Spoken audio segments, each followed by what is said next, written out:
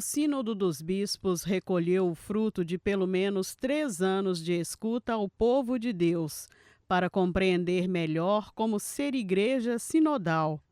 No programa de hoje, Padre Geraldo Demore fala sobre o documento final deste sínodo e comenta o encontro de encerramento da 16ª sessão que ocorreu em Roma, no Vaticano. O Papa optou por não escrever uma exortação apostólica como é costume, né? Por que isso? Normalmente, o que tem, vamos dizer assim, força de magistério, que as pessoas seguem como orientação, é a exortação do Papa. Então, pela primeira vez, desde que o sínodo foi reinstituído na Igreja Católica, o Papa ele diz que não vai ter uma exortação. Então significa o quê? Tudo aquilo que foi discutido, tudo aquilo ao redor do qual ele chegar a algum consenso que está traduzido nesse documento final, isso passa a ter valor de magistério. E é interessante isso, porque normalmente o magistério, muitas vezes, é considerado na igreja só o magistério do Papa e o magistério dos bispos. E vamos ter um magistério onde todo o povo de Deus participou da elaboração dos documentos que dão orientação para a igreja caminhar nos próximos anos. Porque lá no sínodo nós tínhamos o Papa, tinha cardeais, tinha bispos, tinha religiosas, tinha religiosos, tinha padres, ou seja, leigos e leigas, todos os membros que compõem o povo de Deus. Então é algo novo, embora esteja já presente nos documentos do Concílio Vaticano II, já dizia disso, já falava dessa, digamos assim, desse consenso dos fiéis. E esse consenso dos fiéis é considerado como sendo algo que, digamos assim, sobre o qual a igreja não pode errar. Se a igreja está de acordo sobre uma coisa, se há um consenso dos fiéis, então significa que a igreja não erra. Então, nesse sentido, é interessante valorizar isso que acontece nesse sínodo.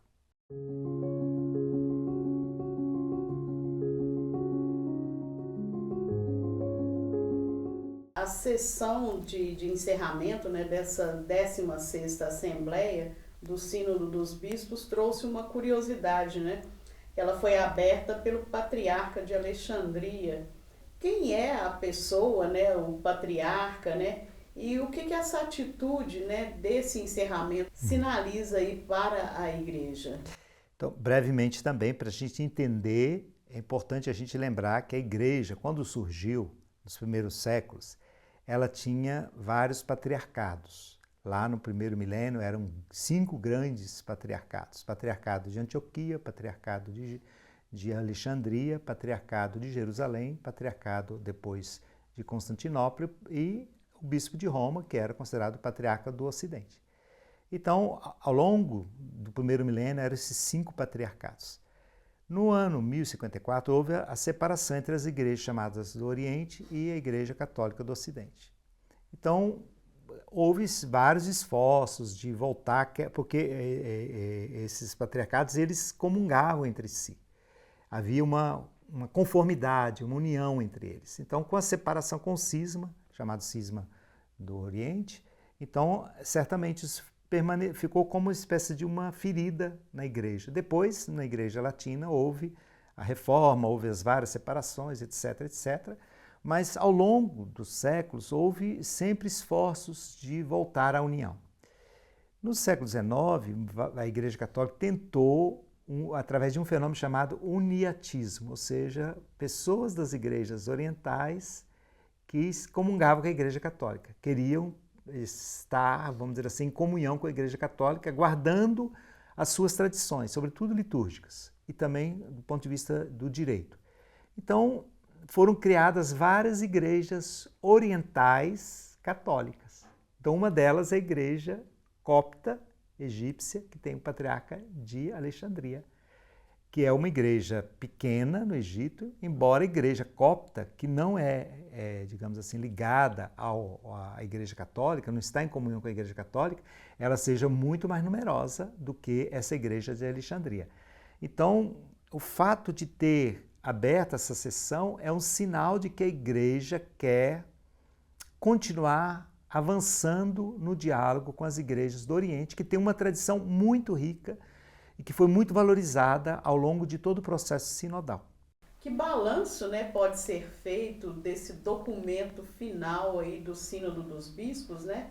E nós podemos considerar que a Assembleia Sinodal foi concluída, mas o Sínodo ainda não?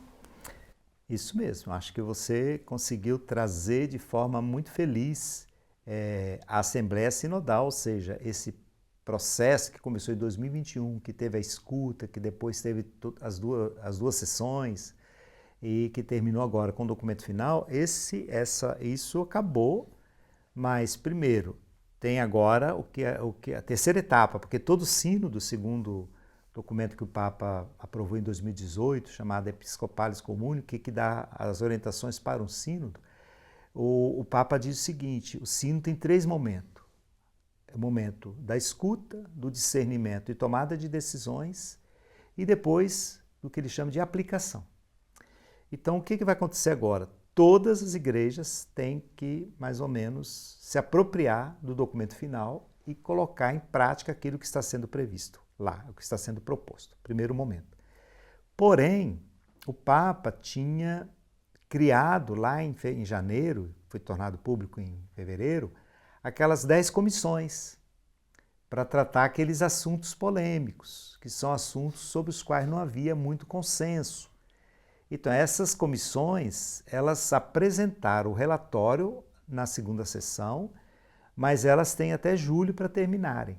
Então, pode ser que algumas daquelas comissões vão propor, por exemplo, um desdobramento do sínodo, realizar outro sínodo, ou tomar alguma decisão, se o Papa achar que está maduro para tomar certas decisões, porque o que foi discutido naqueles grupos de trabalho, digamos, faz parte daquilo que é a comunhão da igreja, então certamente aquilo já vai ser comunicado, vamos ver que tipo de documento que vai sair ou que tipo de orientação, mas ainda temos um longo processo pela frente.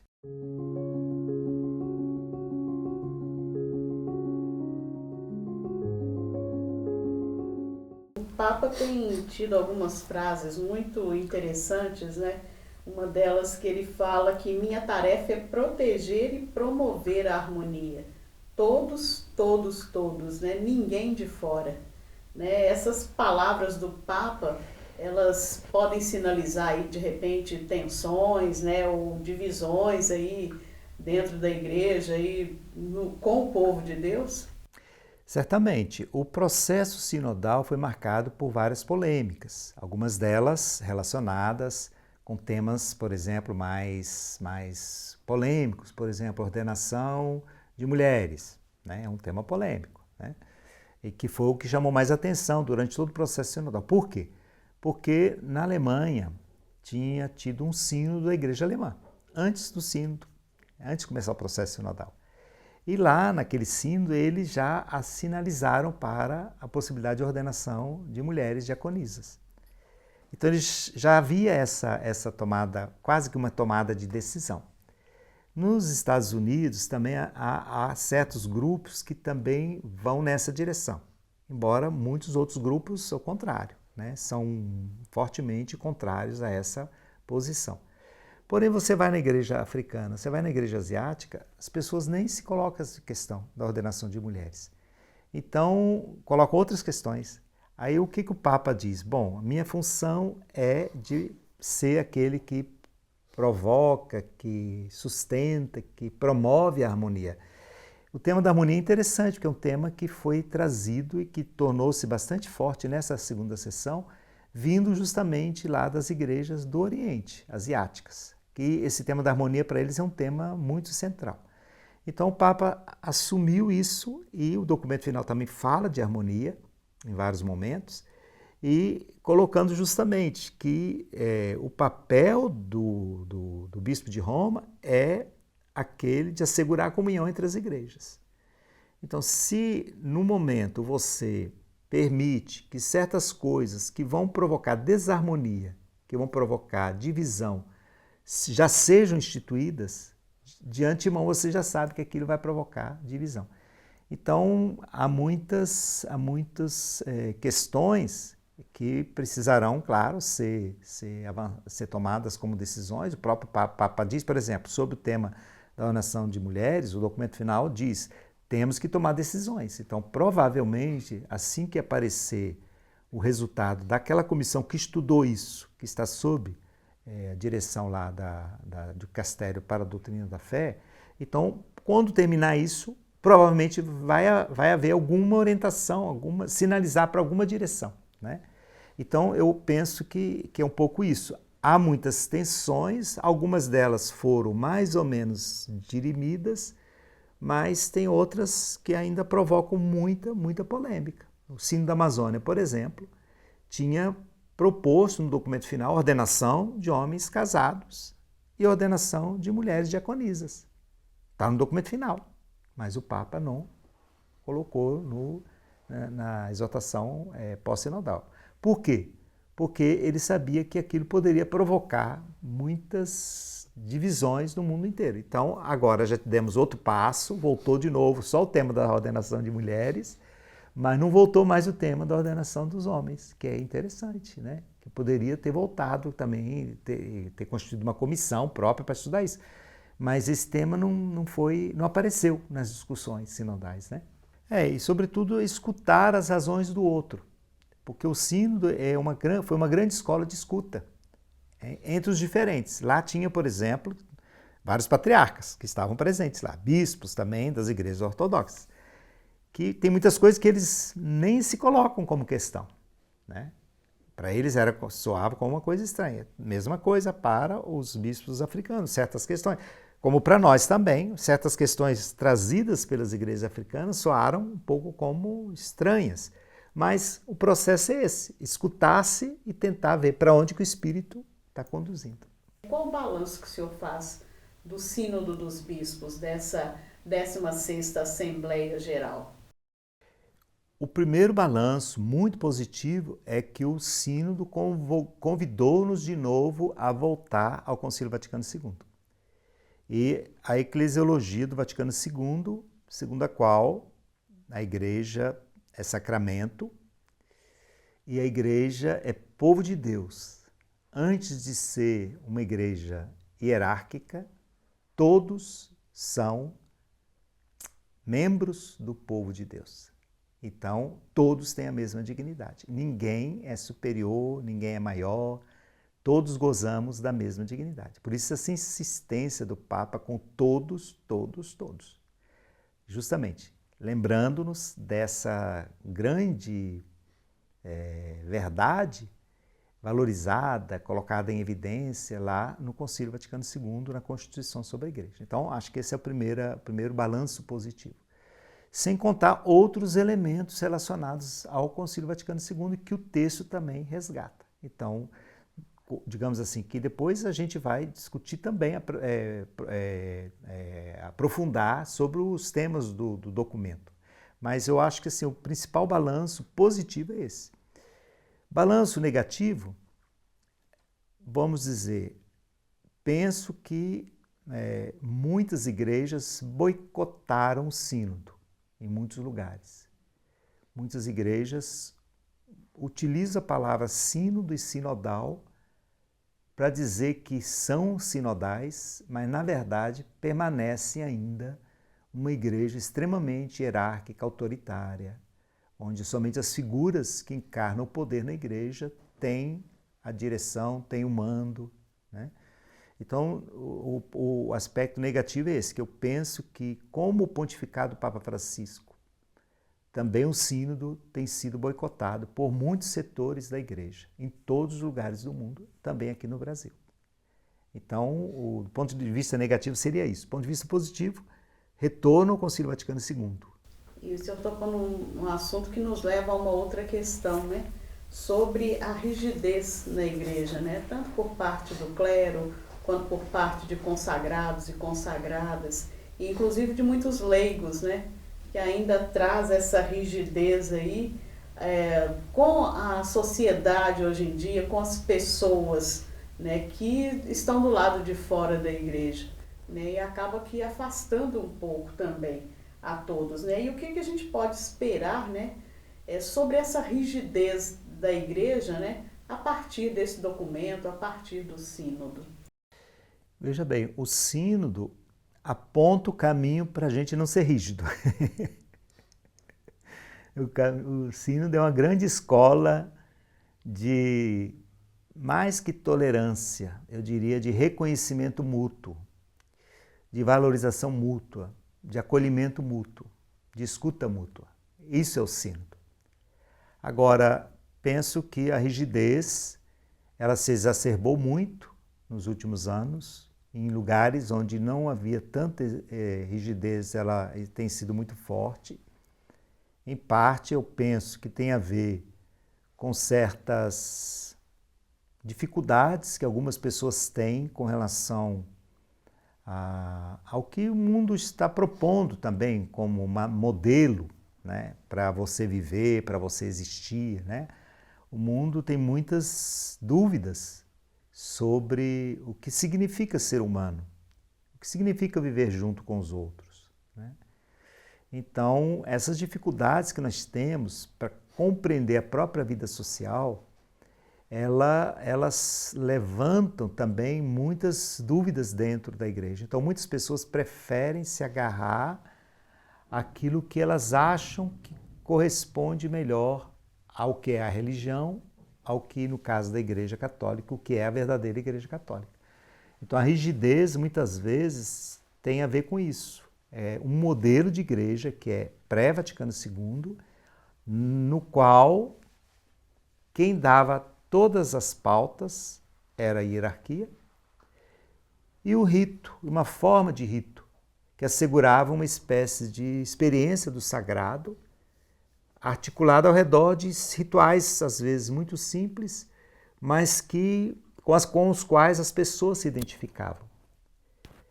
Então, eu penso que esse modelo de igreja, que em princípio achávamos que já tinha desaparecido com o Concílio Vaticano II, ele tem sido de novo retomado e as redes sociais têm se prestado muito a isso. Toda a mídia digital, influenciadores, com um discurso muito dogmático, muito catecismo da Igreja Católica, pouca Bíblia, pouco retorno a Jesus e mais retorno a dogmas, né? Então, a rigidez vai chegando aí. Por um lado, o dogma dá uma certa segurança, né? Mas, por outro lado, ele exclui. Então, a insistência do Papa, todos. Por quê? Porque justamente a rigidez é aquilo que tende a excluir. Só pertence à igreja uma elite de escolhidos. Uma elite que, entre aspas, observa todos os mandamentos, ou aparentemente seria a elite dos perfeitos, coisa que é muito contrária à própria compreensão que a Igreja Católica tem dela mesma. Porque a Igreja sempre, ao longo dos séculos, ela rejeitou essas posições puritanas, essas posições rígidas, essas posições, digamos assim, muito marcadas por um dogmatismo, né? E eu penso que o sínodo, ele aponta para a gente sair dessa postura. Agora, é claro que para sair dessa postura a gente precisa acolher aquilo que o sínodo propõe como caminho, que é justamente experimentar-se como membro da igreja, todos pecadores, todos perdoados, e justamente por isso mesmo, todos necessitados dessa graça que nos faz participantes, ninguém é melhor do que ninguém, todos somos corresponsáveis, todos queremos trabalhar juntos, caminhar juntos, para que a igreja possa ser realmente aquilo que ela é chamada a ser, sacramento e sinal da união dos seres humanos entre eles e deles com Deus. De certa forma, padre, não sei se eu estou falando aqui um contrassenso, mas voltando ainda a Jesus Cristo, né, a base, a igreja nos seus inícios, né, quando se fala da lei. Jesus Cristo não veio para abolir a lei, mas ele veio dar pleno cumprimento da lei. Então, assim, parece que estamos voltando lá ao judaísmo antes de Cristo, voltado só para a lei, a rigidez da lei, esquecendo-se da libertação, né, que o Cristo veio nos trazer. Não sei se essa minha correlação, né, com a sociedade de hoje, com a da época de Jesus Cristo, aquela que foi a mensagem que Jesus veio trazer com o Evangelho. Eu acho que é uma analogia muito boa, porque de fato a lei, na verdade a lei para o judaísmo era um caminho de salvação, né? Então o que aconteceu é que ela, como você falou, as pessoas que encarnavam a lei se enrijeceram de tal maneira que a lei, que era caminho de salvação, aquilo que Paulo, sobretudo nas cartas dele aos Gálatas, seus Romanos, ele fala, a lei, ela é boa, ela é santa, né? É ela que aponta o caminho para a gente viver a graça de Deus, a salvação. Mas ela se tornou maldição, porque ela, ao invés de ajudar na salvação, ela começou justamente a apontar com o dedo. Aquela frase que eu gostei muito lá daquela pedido de perdão, né? O evangelho, que é boa notícia, se tornou na cabeça e nas mãos de muitas pessoas pedra, ou seja, dogma, para lançar sobre aqueles que são considerados pecadores. Então, de boa nova, ele se tornou, digamos assim, uma pedra para excluir, não acolhe, né? Então, eu penso que esse risco, né, de a gente transformar a beleza, força, alegria, poder do Evangelho de dar vida em, digamos assim, norma, lei, dogma que exclui, que castiga, que, digamos assim, condena, é muito forte, né? E em muitos grupos isso. Pode estar em todos nós, porque às vezes nós temos essa atitude quando a gente julga alguém, né? Então, é uma postura que o tempo todo a gente tem que estar trabalhando internamente para não cair nessa cilada, né? O patriarca de Alexandria, Ibrahim Sedraque, agradeceu a todos que trabalharam para organizar o sínodo durante as 3 etapas de preparação e as 2 assembleias sinodais ocorridas, uma em 2023 e a outra neste ano. Segundo o patriarca, o caminho percorrido juntos os fez crescer e amadurecer, mas ainda há um longo caminho a percorrer. Para concluir, fez esta oração ao Espírito Santo. Queridos irmãos e irmãs, permitam-me concluir essa saudação com uma oração ao Espírito Santo. Ó Espírito Santo, nós nos dirigimos a Ti como igreja, povo de Deus, corpo de Cristo e Teu templo. Ajude-nos a perceber e viver isso em nossas vidas. Que cada um possa descobrir o seu lugar na comunhão e no amor fraterno. Ensina-nos a acolher a diversidade sem prejudicar a unidade. Ensina-nos a permanecer confiantes e livres, sem nos deixarmos aprisionar pelo medo. Ensina-nos a ousar e a ouvir profundamente, abrir nossos corações para a voz dos outros. Dá-nos a coragem de ousar para dar passos concretos, para construirmos juntos a Igreja do Cristo ressuscitado, que dá testemunho ao mundo do amor de Deus e proclama o Evangelho, que dá a verdadeira vida. Pedimos tudo isso em nome de Cristo, nosso Salvador e bom pastor. Pela intercessão da bem-aventurada Virgem Maria e de todos os santos e mártires. Amém.